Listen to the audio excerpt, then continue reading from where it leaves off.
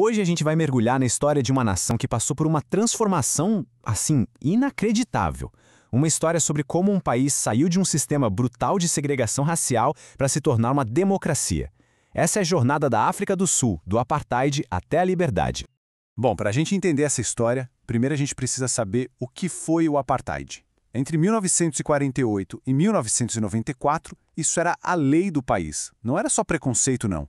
Era um sistema oficial, com regras, com tudo pensado para garantir que uma minoria branca tivesse todo o poder e privilégio sobre a imensa maioria da população. Tá, mas como é que um sistema desses funcionava na prática, no dia a dia das pessoas? Vamos dar uma olhada em como essa estrutura de opressão foi montada, peça por peça, e se manteve por quase 50 anos. Era um sistema muito bem pensado, que se apoiava em 4 pilares. Primeiro, a classificação racial. Assim que a pessoa nascia, o governo já dizia a qual raça ela pertencia, e isso definia o resto da vida dela. Depois, a segregação de espaços, onde se podia morar, trabalhar, ir à praia, tudo separado. Havia também as restrições de movimento, controlando quem podia ir e vir. E, por fim, a discriminação em tudo, né? Na educação, na saúde, nas oportunidades de emprego, era algo que estava em todo lugar. E essa ideia de segregar os espaços era talvez a mais visível. Pensa só, as melhores áreas, as cidades, os subúrbios com mais estrutura, tudo isso era reservado para os brancos. Enquanto isso, a população negra era empurrada para lugares chamados townships, que eram superpovoados, ou para os bantustões, territórios bem afastados e sem recursos. O mapa do país era, na verdade, uma arma de controle. Mas é claro que um sistema tão injusto assim não ia ficar sem resposta, né? E é isso que nos leva ao outro lado dessa história. A longa, difícil e corajosa luta pela liberdade que começou a crescer na África do Sul. Existem 2 momentos que são verdadeiros pontos de virada nessa luta. Em 1962, a prisão de Nelson Mandela, que era uma das principais vozes da resistência, acabou se tornando um símbolo poderoso. E alguns anos depois, em 76, veio o levante de Soweto. Foi um protesto de estudantes que acabou sendo reprimido com uma violência absurda, e essa brutalidade chocou o mundo inteiro, mostrando a verdadeira face do regime.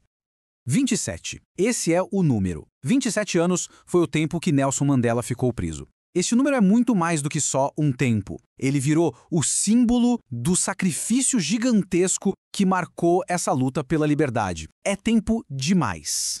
Pois é. Mas nenhuma opressão consegue durar para sempre. E lá no comecinho dos anos 90, o regime do apartheid começou a desmoronar. A grande pergunta é, o que aconteceu? O que finalmente levou ao fim dessa era tão sombria?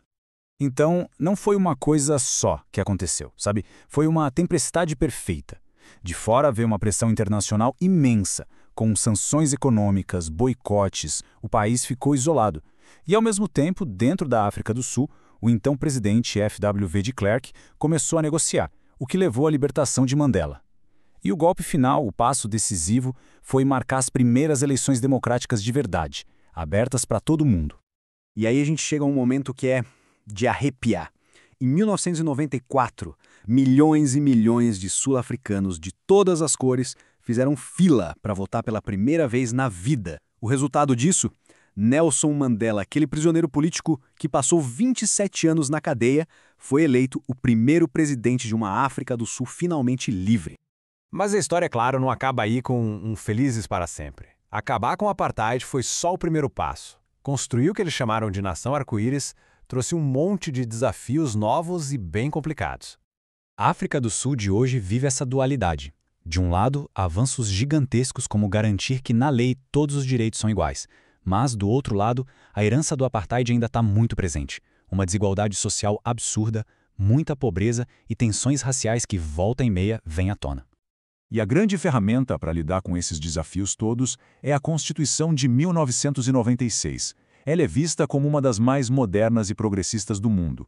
E é ela que serve de base, de promessa, para construir uma democracia onde todo cidadão tenha direitos e dignidade. E tudo isso nos leva a uma última reflexão, né? A história da África do Sul é um exemplo poderoso de luta, de perdão, de reconciliação. Mas a pergunta que fica no ar é, será que uma nação consegue de fato superar por completo as cicatrizes de uma opressão tão profunda? A busca por uma sociedade realmente justa e unida, lá e no mundo todo, parece que é uma jornada que continua.